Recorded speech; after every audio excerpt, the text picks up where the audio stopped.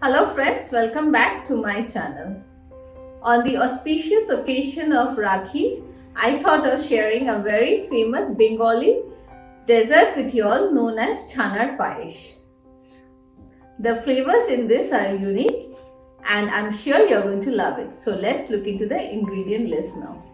My first ingredient is of course some cottage cheese, and here I have approximately 300 to 350 grams of cottage cheese. And I have a recipe of how to make cottage cheese at home. I'll add it in the link above and one in the description box below. Next, we need some chopped nuts. I'm using cashews and almonds today. Around 1 teaspoon of cardamom powder, a few saffron strands, and along with it I'm also going to use a pinch of saffron color, 1 cup of sugar, and along with it I'm using 4 cups of water. We are going to make a sugar syrup with this, and 1 liter of full cream milk along with condensed milk, and this is a jar of 400 grams. We will not use the full can of it, approximately half of it, but you might increase or decrease the amount of condensed milk depending on how much sugar you want in your kheer. And with these 2 ingredients we are going to basically make the kheer for the Chanar Payesh. The first thing we'll do is we need to knead the cottage cheese well. For that I am transferring it into a board, and I'll start mashing it with the end of my palms like this. You need to mix this really well and knead this for at least 5 minutes till all the cottage cheese is nice and smooth. And I'll also add in the pinch of saffron color. This is completely optional, but somehow this gives a very nice color to the cheese balls. And I'll continue kneading them.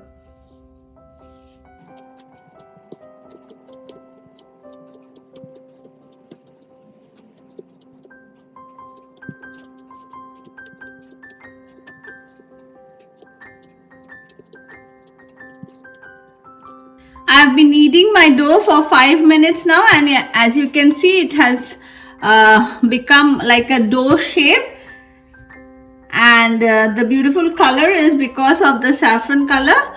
But if you don't want to add color, that's perfectly fine. And now we'll start making small balls out of it. So we need to take very small amount in our hand like this and form small balls from it. Keep in mind that there should be no cracks in the ball. Form it just like that of a rasgulla, but in a smaller size.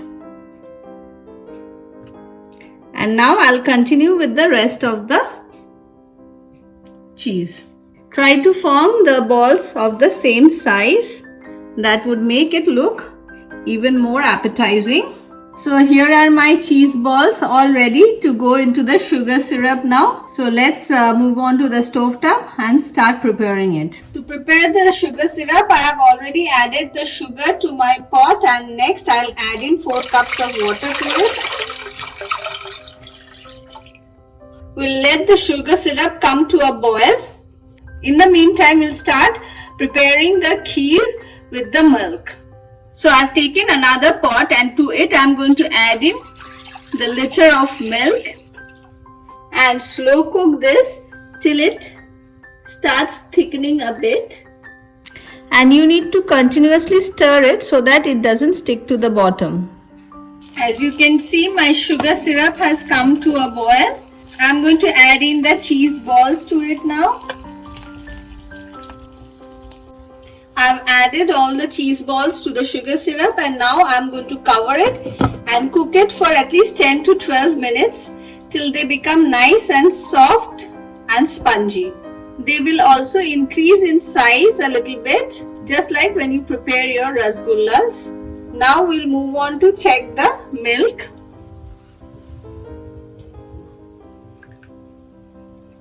And I'll add in a pinch of saffron strands to my boiling milk. Rather, it hasn't come to a boil, it's just warm now. but it will start emitting its color and make the milk really nice and beautiful in color. Along with it, I'm going to add in a teaspoon of cardamom powder too, and keep on stirring.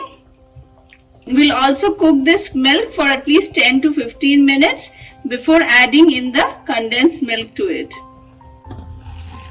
It's hardly 3 minutes and you can see the cheese balls have started increasing in size, which is a sign that they are going to be very nice and spongy. We'll let it cook for another 7 to 8 minutes. It's been 10 minutes now and I'm going to switch off the gas and I'm going to transfer the cheese balls into a strainer. That way it will remove the excess of the sugar syrup. If you want, you can gently press them a bit, because we also want this to absorb in the kheer. My milk is also ready. It has been cooking for around 10 minutes now, and I'm going to add in the condensed milk. Half of the can. As I said earlier, if you want it more sugary or sweet, add more or reduce it as required. After adding the condensed milk, we'll also add in chopped nuts.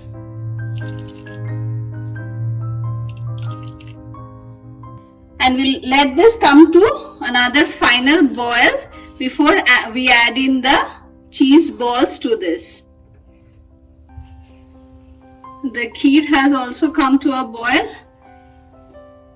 Now we are going to turn the gas to low and add in the cheese balls to it.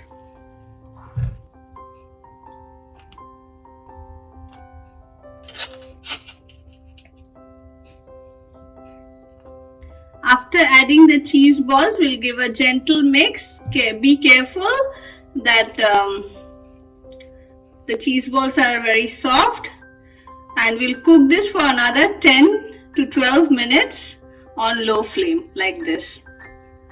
My chanar payesh has been cooking for around 10 minutes now, and it is ready to be served. But before that, we need to but first we'll switch off the gas and let it rest for some time so that it cools down, and then we'll do the serving. My chanar payesh has cooled down a lot, but this is best served chilled, and I've garnished it with a little bit of nuts on top.